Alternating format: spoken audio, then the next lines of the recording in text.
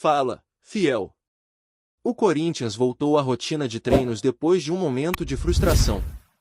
A derrota para o Sport, na Ilha do Retiro, ainda ecoa entre os torcedores, mas o time já começa a virar a chave e pensar no próximo desafio, que não é nada simples, o Flamengo, pela 25ª rodada do Campeonato Brasileiro.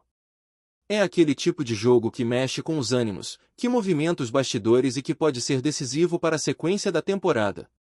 E o detalhe é que, mesmo com algumas ausências importantes, o elenco do Timão já deu início à preparação com intensidade.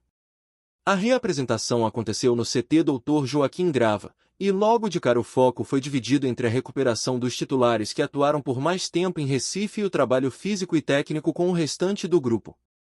A comissão técnica sabe que o time precisa responder rápido, então cada detalhe da preparação conta.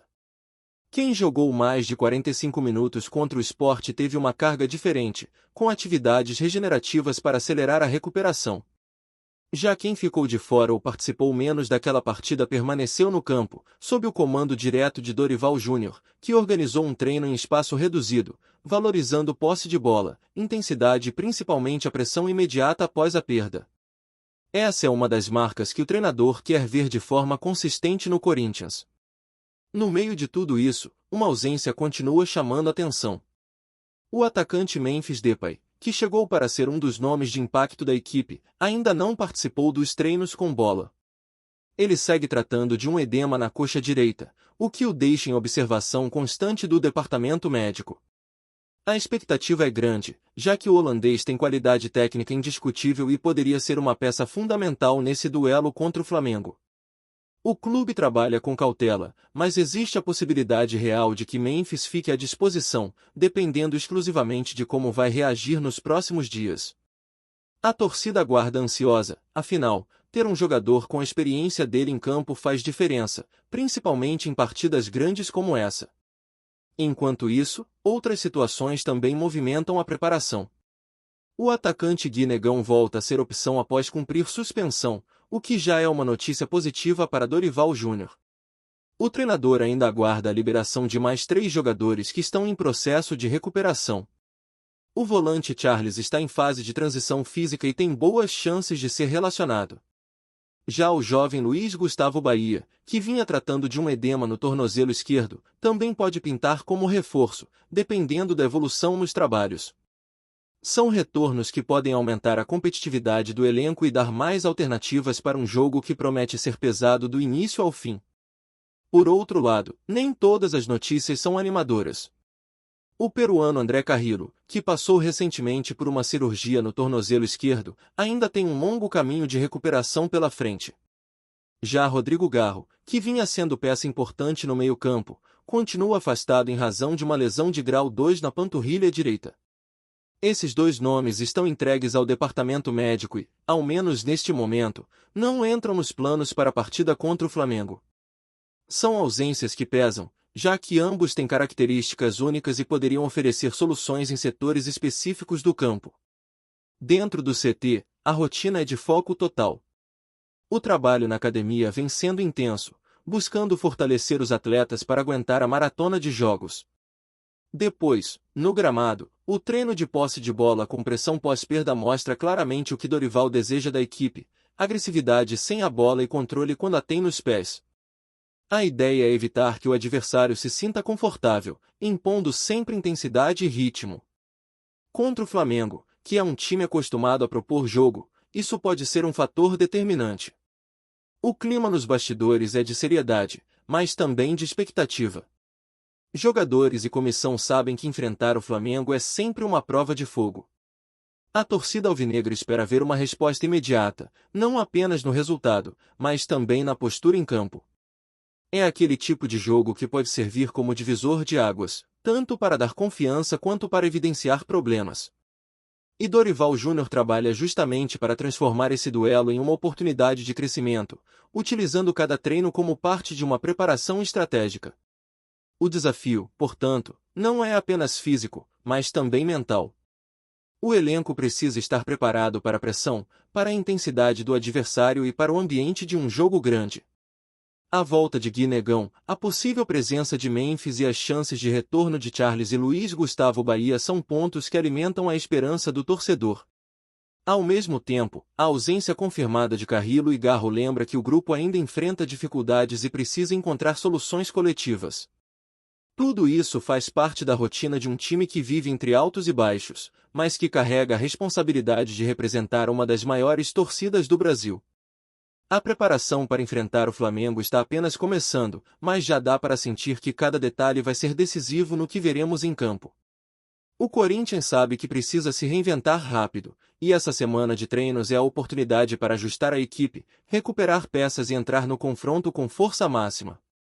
Nos bastidores do Parque São Jorge, além do que acontece dentro de campo, existe uma preocupação enorme com a parte administrativa e, principalmente, com as questões financeiras.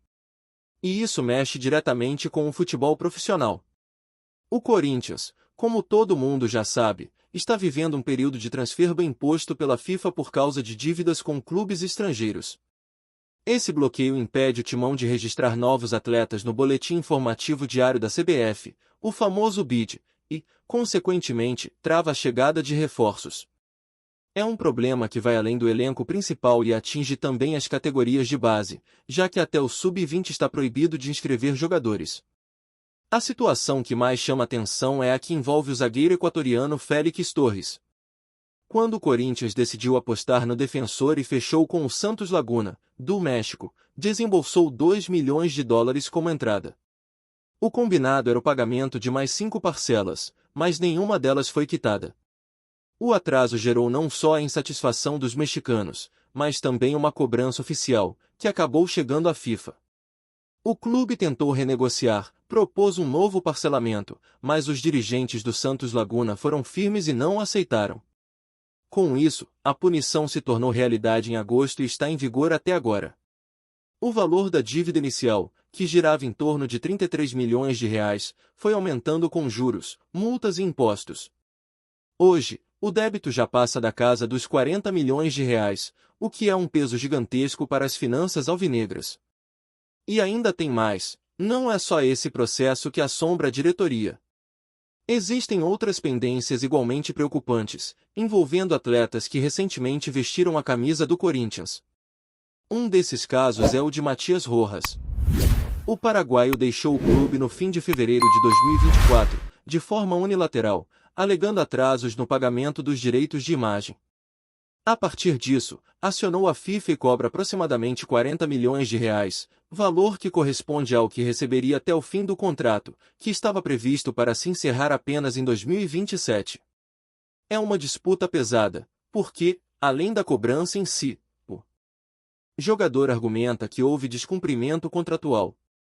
Se a decisão final for favorável ao atleta, o Corinthians terá um novo grande problema a resolver. Outro ponto delicado envolve o meio-campista argentino Rodrigo Garro. O Corinthians anunciou sua contratação em janeiro de 2024, mas, assim como no caso de Félix Torres, não conseguiu cumprir as parcelas acertadas com o Talleres, clube que detinha seus direitos. A dívida já gira em torno de R$ 27 milhões e também está nas mãos da FIFA. Isso significa que o risco de novas punições existe e pode agravar ainda mais a situação. Para tentar contornar esse cenário, a diretoria vem trabalhando com a ideia de priorizar o pagamento das dívidas mais urgentes. O planejamento, segundo os dirigentes, é quitar o caso Félix Torres até o início da janela de transferências de janeiro de 2026. A justificativa é que o clube precisa de tempo para organizar as finanças e utilizar recursos que estão entrando, como o valor de R$ 14 milhões da multa rescisória paga pelo Bahia para contratar o jovem atacante Cauê Furquim, de 16 anos. Além disso, há o adiantamento de R$ 50 milhões pela renovação do contrato com a Nike, fornecedora de material esportivo. Esses montantes, segundo o clube, devem ser destinados a aliviar o caixa e, principalmente, a resolver pendências com credores internacionais. É claro que tudo isso ainda depende de uma boa administração, porque, ao mesmo tempo em que tenta pagar o que deve, o Corinthians também precisa manter sua estrutura funcionando e segurar os custos da folha salarial. Não é uma equação simples. A cúpula alvinegra estuda cortes de gastos e renegociações para tentar equilibrar a balança, mas sabe que a pressão externa é enorme. Torcedores cobram reforços, a comissão técnica pede soluções dentro de campo e a FIFA mantém a lupa em cima dos prazos. O recurso ao CAS, a Corte Arbitral do Esporte, foi uma tentativa do Corinthians de ganhar tempo e reverter a situação, mas não trouxe ainda uma resposta definitiva. O processo segue em andamento, e a expectativa é que haja decisões nos próximos dias envolvendo não apenas o caso de Félix Torres, mas também as ações movidas por Rojas e Garro. Dependendo do que for decidido, o impacto pode ser ainda maior do que o transfer ban atual. Enquanto isso, o ambiente político do clube também sente os reflexos. Cada notícia sobre novos débitos ou possíveis punições alimenta críticas e questionamentos sobre a gestão. A Fiel, que sempre acompanha de perto e cobra intensamente, quer ver clareza, quer entender como e quando o clube vai sair desse buraco financeiro. E essa pressão externa se mistura com a necessidade esportiva de ter um elenco competitivo, criando uma bola de neve que não é fácil de administrar. Nos corredores do Parque São Jorge, o discurso oficial é de cautela. A palavra de ordem é não prometer aquilo que não pode ser cumprido. Por isso, a diretoria evita criar expectativas sobre contratações antes de resolver o transfer ban. A ideia é limpar a ficha, garantir que o clube volte a ter liberdade para registrar atletas e só depois pensar em investir em reforços. Até porque, sem esse desbloqueio, qualquer movimentação de mercado se torna inútil.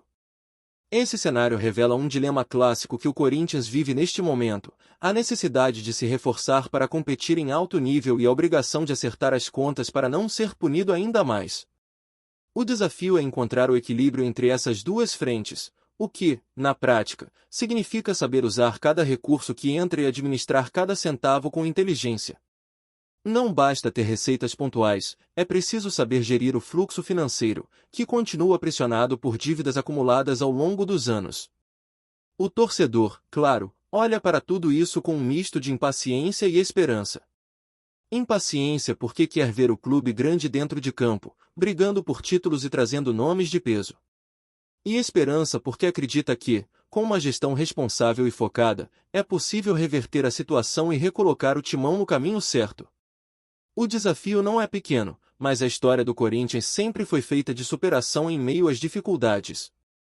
Antes de prosseguirmos, te pedimos que deixe seu like e já se inscreva no canal para não perder nenhuma novidade exclusiva do Corinthians. Continuando. Às vésperas do duelo decisivo entre Flamengo e Corinthians, um comentário atribuído a Felipe Luiz vem agitando os bastidores do futebol brasileiro e provocando um burburinho intenso nas redes sociais. O ex-lateral e atual técnico rubro-negro teria deixado escapar, em uma conversa informal, palavras que soaram como desdém em relação ao adversário paulista. Segundo relatos, Felipe teria minimizado a força do Corinthians, afirmando que o peso da camisa já não é mais o mesmo e que o time de Itaquera vive mais de história do que de presente.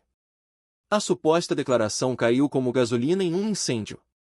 Torcedores corintianos se manifestaram em massa, acusando o treinador de falta de respeito e alimentando a expectativa de que o episódio sirva como combustível extra para os jogadores alvinegros entrarem em campo com ainda mais garra. Do lado do Flamengo, há quem acredite que a frase, embora polêmica, apenas reflete a confiança de um elenco que vem sendo preparado para buscar títulos em todas as frentes. Felipe Luiz, conhecido durante a carreira como atleta por sua disciplina tática e perfil discreto, agora no papel de comandante, começa a experimentar o peso de cada palavra dita. Mesmo que se trate apenas de um rumor, o simples fato de circular já adiciona um tempero especial ao confronto, transformando a partida em algo maior do que os 3 pontos na tabela. Entre jornalistas e comentaristas, a dúvida permanece: houve realmente esse menosprezo ou tudo não passa de um jogo psicológico criado nos bastidores? O futebol brasileiro é pródigo em transformar pequenas frases em munição para rivalidades históricas, e a rivalidade entre Flamengo e Corinthians, 2 gigantes nacionais, nunca precisou de muito para incendiar o noticiário. Enquanto a bola não rola, a repercussão do suposto comentário de Felipe Luiz continua a ecoar. Se foi ou não pronunciado, pouco importa, a narrativa já está nas ruas, nas arquibancadas virtuais e nas conversas de bar. E, como tantas vezes acontece, Talvez sejam justamente esses rumores que façam a chama da rivalidade arder ainda mais forte no coração dos torcedores. Apresentamos as últimas notícias do Corinthians diariamente. Inscreva-se no nosso canal e deixe o seu like para continuar recebendo informações exclusivas. Não se esqueça de compartilhar a sua opinião sobre essa notícia nos comentários, pois sua participação é crucial para o Corinthians. Até o próximo vídeo, fiel!